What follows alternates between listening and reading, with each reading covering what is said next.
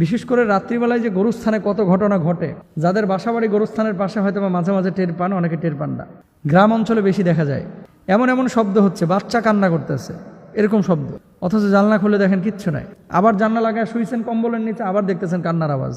মোহতারাম, আমাদের বাড়ি গরুস্থানের পাশে, তো রাত্রিবেলায় গরুস্থান থেকে কেমন যেন শব্দ আসে। সেই সাথে মাঝে মাঝে আমরা জানালা খুললে দেখতে পাই যে সাদা একটা অস্তিত্ব, কখনো গাছের উপরে কখনো গাছের নিচে, মনে হয় যে কাফন পরা আছে, কিন্তু স্পষ্টভাবে চেহারা দেখা যায় না।